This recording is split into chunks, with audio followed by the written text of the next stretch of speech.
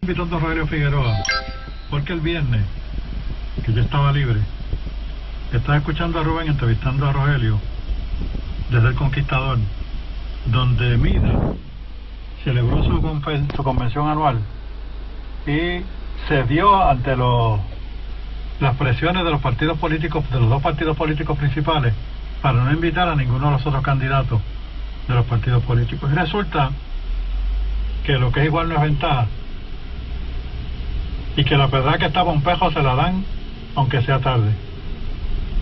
Mida cobardemente no invitó a Rogelio Figueroa a deponer la convención, que yo, si hubiese sido Mida, yo le hubiese dicho a los dos partidos, pues no vengan y yo invito a los otros candidatos, pero se dieron a la presión. Rogelio Figueroa lo bloquearon en la convención de Mida, pero entonces estaba en WKQ por la mañana. No querían un palo por la cabeza y le dieron un palo por la espinilla. Buenas tardes, Rogelio. Muchas gracias, Veda. Buenas tardes. Me ha acompañado la doctora María Viniú, colaboradora de ustedes. Rogelio, yo te estoy invitando porque se escucha tan poca elocuencia y tan poca capacidad en los líderes políticos que quieren nuestro voto, que escucharon uno de los candidatos que tiene sustancia en el contenido, salvo los del PIB que tienen sustancia, pero ya todo el mundo la conoce y ya no vale la pena escucharla. Pues yo escuché a Rogelio con una elocuencia tan importante que yo, aunque no va a repetir lo que dijo en la convención de Vida a través de WKQ, pues es posible que podamos hablar sobre eso, porque habló de todo en tan poco tiempo, que es lo que el pueblo quiere escuchar. ¿Qué pasa en Puerto Rico, Rogelio? Mira, lo que pasa en Puerto Rico es que nosotros estamos ya a un nivel en nuestro desarrollo como pueblo que no podemos continuar actuando como un pueblo niño o un pueblo inmaduro o un pueblo nuevo, cuando ya somos un pueblo que está entrando en una edad que requiere que nosotros entremos en un próximo nivel. Debido a que nosotros no nos atrevemos a entrar a ese próximo nivel, tú lo que escuchas es un discurso que está dominado por el miedo, está dominado por el resentimiento y por las culpas.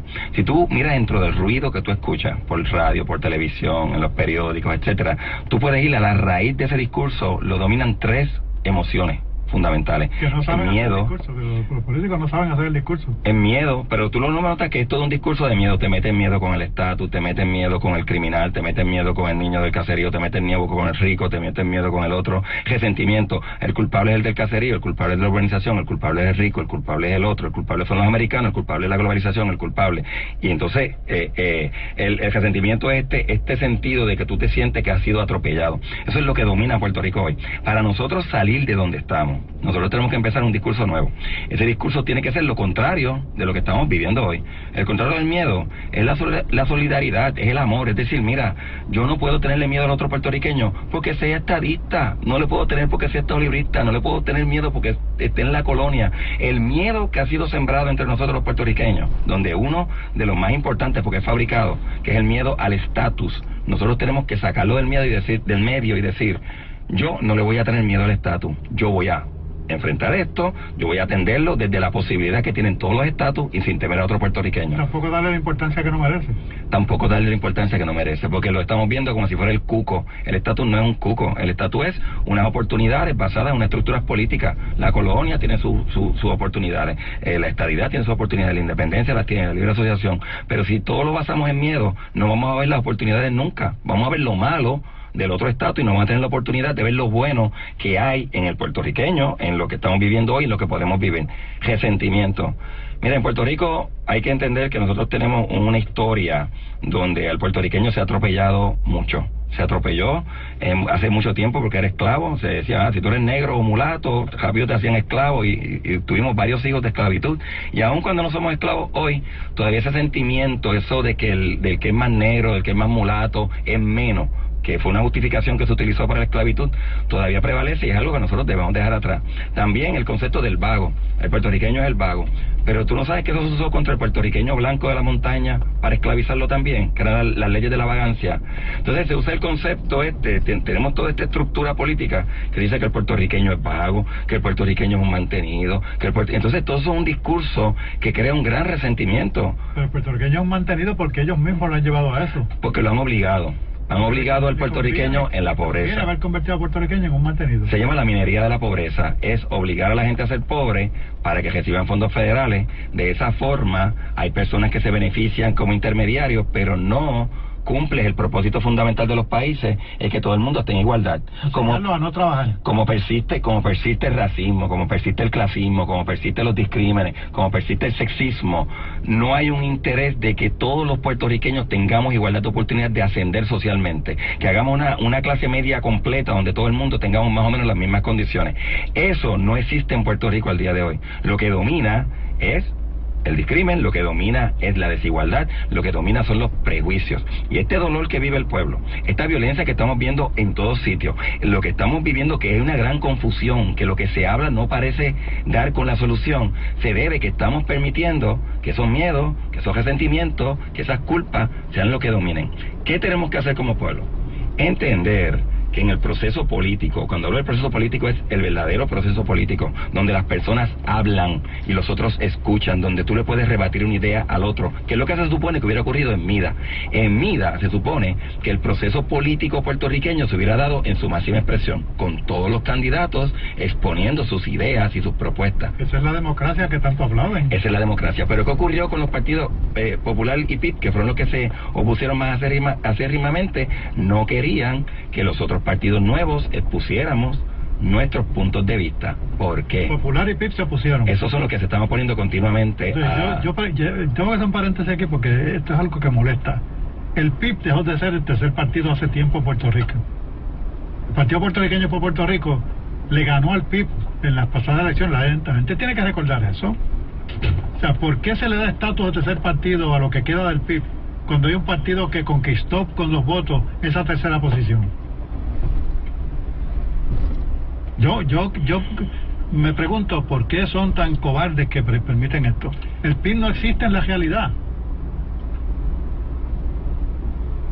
En el caso del Partido Puertorriqueño por Puerto Rico, a pesar de la elocuencia en tu mensaje y en las verdades que tú dices, ¿por qué el país no te sigue como tú quisieras? Mira, es que toma tiempo, Ojeda. El miedo sembrado en este país con el estatus era tan horrible. Yo te voy a decir algo que es una realidad. Cuando nosotros empezamos Puertorriqueños por Puerto Rico, nosotros teníamos un ideal, que es decir, contra los puertorriqueños podemos crear una política que sea transparente estatus, o sea, que nosotros, estadistas, independentistas, estadolibristas, podamos colaborar juntos y podamos hacer las cosas por Puerto Rico.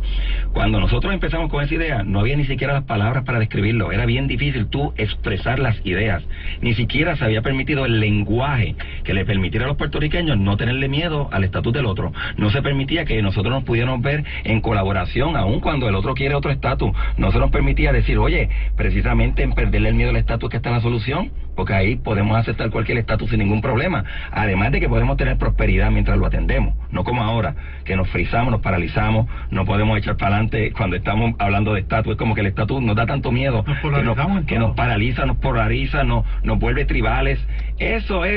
Ese es precisamente el principal escollo de nosotros crear un pueblo unido en Puerto Rico. Así que en estas elecciones es bien importante que el pueblo vea que hay una papeleta que habla de las 3 alternativas de estatus y hay otra papeleta que habla de los partidos. Por fin en la historia puertorriqueña, la gran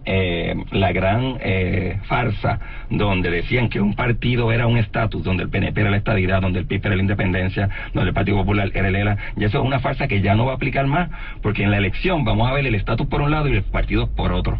Eso es una oportunidad histórica de que el pueblo de Puerto Rico ya empiece a desligar esas dos cosas que nos causan tanto miedo y nos llevan a votar, por ejemplo. El pueblo tiene que darse cuenta de esto. El pueblo es el que tiene que despertar a esto.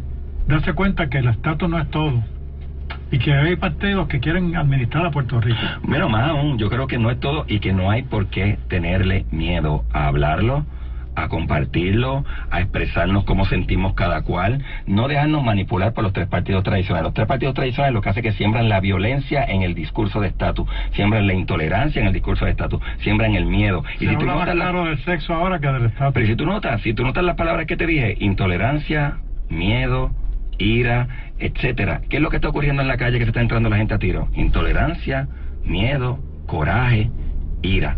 Si tú notas, el discurso tradicional político de esos tres partidos es semilla de la violencia, de la discordia, de la ira y del dolor puertorriqueño, porque si tú le enseñas a la gente a ser intolerante en una faceta tan importante de la vida, como tiene que ver con la política, si tú le enseñas a tener resentimiento con otro puertorriqueño meramente por la forma en que piensa, si tú le enseñas a hacer que no lo puedes ni aceptar y no puedes colaborar con él, eso se riega en todas las facetas de nuestra sociedad. Así que la política tradicional le hace daño a Puerto Rico, envenena a nuestra sociedad y crea el clima de violencia e intolerancia que estamos viviendo. Si nosotros queremos un clima, como te dije, donde nosotros tengamos reconciliación, donde nosotros tengamos solidaridad, donde nosotros tengamos un ambiente donde nosotros podamos darnos la mano y no sentirnos culpables de las cosas que hayamos hecho, tanto la clase dominante que ha estado pisoteando por muchos años a la clase dominada más bajo de los caseríos, de las barriadas.